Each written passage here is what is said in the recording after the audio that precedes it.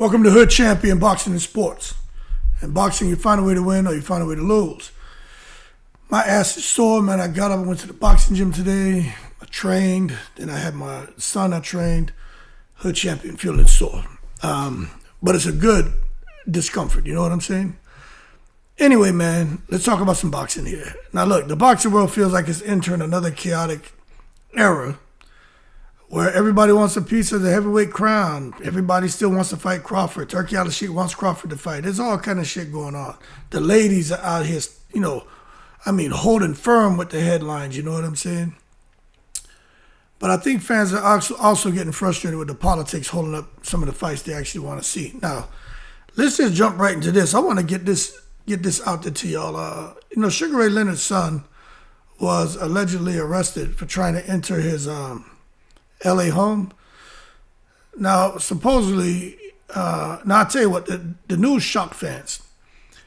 Because we think Sugar Ray Leonard, his name's associated with greatness, discipline, very, very respectful legacy. He was the truth when he was boxing.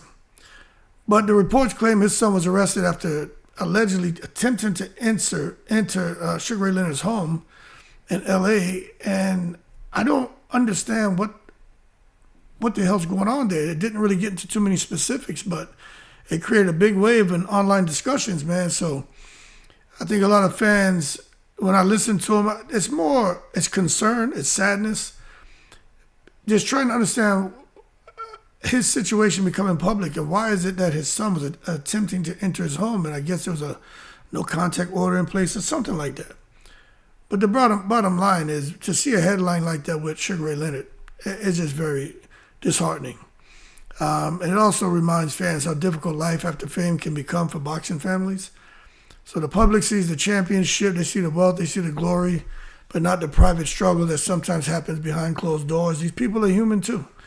But hopefully they can sort out the differences, and Ray Leonard can stay out the headlines, because I'm sure he don't want that kind of spotlight on him. You know what I mean? Whether he's causing it or not, he doesn't want it. That man's 70 years old. Is he 70? 60? No, he's like 70 years old, right? Bottom line is, he don't got time for that. He need to be chilling, enjoying the fruits of his labor, relaxing, not out here dealing with this kind of narratives and headlines about stuff going on in his personal life. You know what I'm saying? Anyway, you best of luck to him. Now, Bozy Ennis. You know what, man? I'm really big on these father-son relationships. I really respect that. I love to see the father training the son and how they're still together, and they're being very successful. Now, Bozy went on record and he said, look, Keyshawn Davis is a hot topic. A lot of us have a lot of respect for Keyshawn. Keyshawn gets busy. He can fight. He got a little maturing to do, but it comes with time. We'll give him that. But he said he thinks Keyshawn beats Devin Haney. And I just think, again, the hype around Keyshawn is becoming impossible to ignore. And it's not just Bozy Ennis. There's several respected boxing voices who are coming out saying they think Keyshawn will beat Devin Haney. And the number one major factor is the pressure.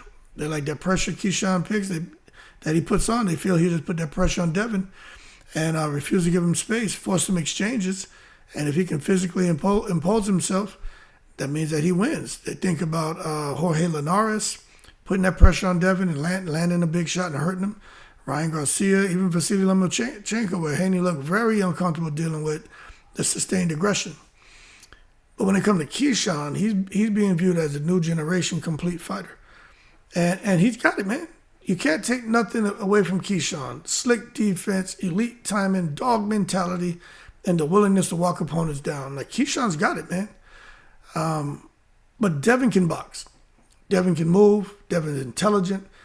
Devin's slick. Devin's got it. It's not easy to beat Devin Haney.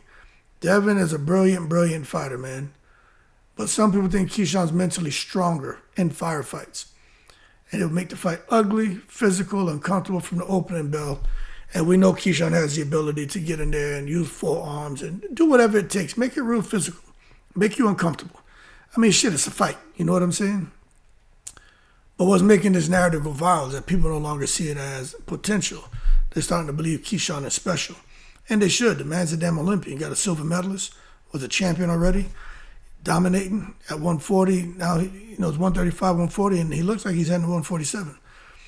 So we'll see if that fight gets made. Bill Haney had promised Keyshawn the fight, but, plans change. But if they make that fight, hey, man, a lot of people are picking Keyshawn to win. Now, another person out here doing some picking is Turki Al-Sheikh. He wants Crawford to keep fighting. Crawford says no. He's just not doing it. He's done. You can tell Crawford's done, mentally done. He doesn't want to train. He wants to just travel, spend time with his family. He wants to help develop people, mentor. Crawford just wants to live a chill life, be positive, and be happy. He doesn't want to have given his all to boxing. He gave all he could, but what's left he wants to keep to himself. And that's his health, okay?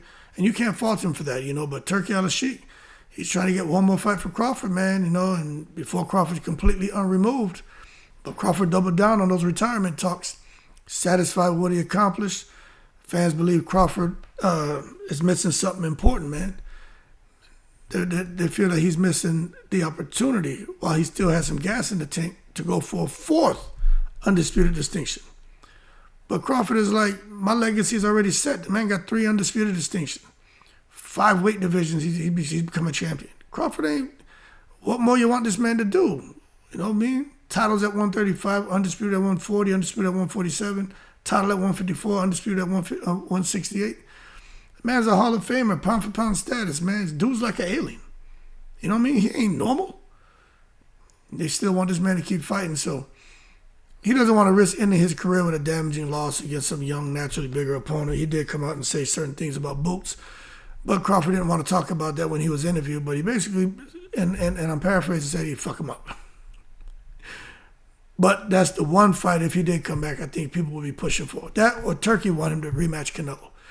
But Crawford, he just don't want to deal with it. He don't want the physical punishment in training camp. And he definitely doesn't want to get in the ring. He's done. But Crawford, right at the end of his career, he's finally established business value. He's finally appreciated. Now, if Turki offered that man $1 billion, I'll be honest with you. Before I would say give him $500 million, $1 billion, he'd come back. I don't know if Crawford will come back. I just don't think so. I think he's done. And you know what? If he's done, stay there. I know that feeling, man. When you get done, you retire. You just find things you want to do now. You don't force nothing. You know what I mean? You don't care. So I understand TC, and I respect his decision. Now, as far as Turki Al-Sheikh, when Turki's in the house every day is Thanksgiving. But if Usyk beats Verhoeven this weekend, which I think he does, Turki is trying to plan a fight for Alexander Usyk in the country Turkey. You know what I'm saying? He wants him to headline a massive event next year. Now, nothing's confirmed. It's just some, a little bit of dialogue taking place.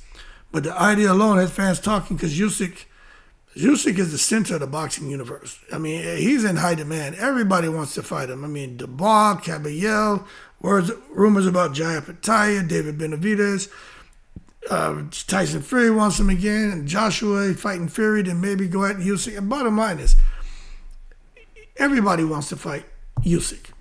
But Usyk says he has like 3 fights left and he's done. So who knows? Usyk could probably fight 3 more times. He may be $1 billion by the time he retires. Because the amount of money he's making. Man, making like $170 million and shit like that for a fight. So I'd do 3 more too, I mean, go ahead and get your $1 billion. And shit, nobody ever again from your family lineage will have to work. As long as they say discipline. It's a lot of goddamn money. But I'll tell you what, Turkey hosting a mega Usyk event, it will show how boxing is becoming increasingly global outside the traditional Vegas, London setup. And that's what Turkey's doing. And nobody else could have done it. You know why? Because it takes some of that Wu-Tang cream, cha-ching, ching, dollar bill y'all to make it happen. And the Saudis got it. And that's why they're doing what they're doing. Now, talking about people doing what they do, Roy Jones Jr. is doing what he does, giving advice to these fighters. And he said, Benavidez Jr., David Benavidez, he should skip Apataya and go after Usyk. You see what I'm saying? Everybody wants to fight Usyk. Or wants to see people fight Usyk. Roy said, look, man, Benavidez should target Usyk. Leave Apataya alone. Apataya is dangerous. Stylistically, he's difficult. He's younger. He's hungry. And he could damage Benavidez' momentum badly. And I like what Roy's saying because it's true. But he said, but if he goes after Usyk, the fight would be historic, financially massive, and legacy defining, even in defeat.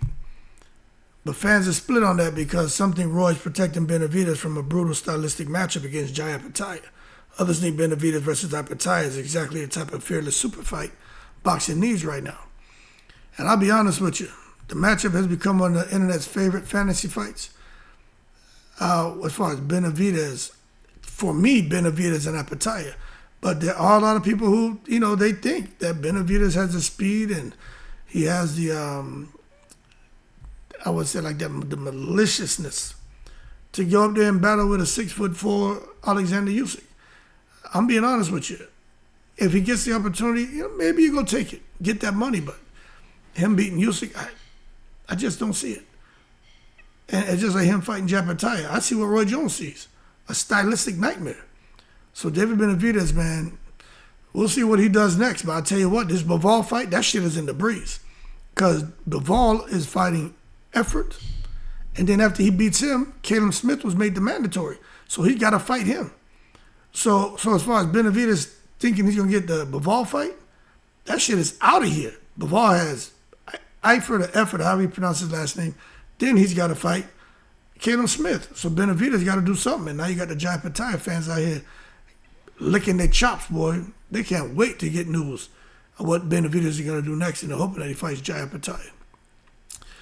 But who knows what's going to happen. It's just like you never know what's going to get reintroduced to the boxing fan base. Like Andy Ruiz. He's back. Now, what he's going to do, I don't know. But he's out there in Egypt. So the fact that he's in Egypt has me thinking a return is coming. I know he wants to fight. He's slimmed down big time, too. He looks in shape.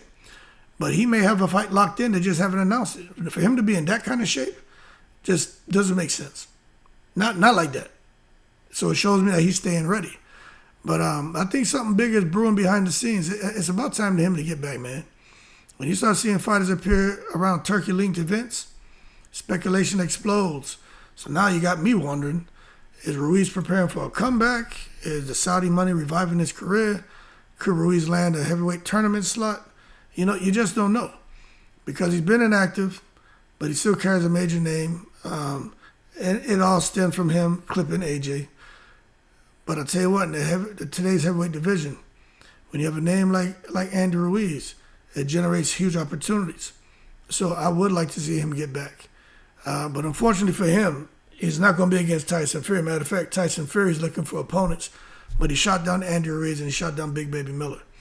Why? I don't know. I think he wants lower risk options because he already has the agreement with Anthony Joshua in place, and he doesn't want to end up blowing the payday like Wilder fighting Parker and missing out on the AJ fight.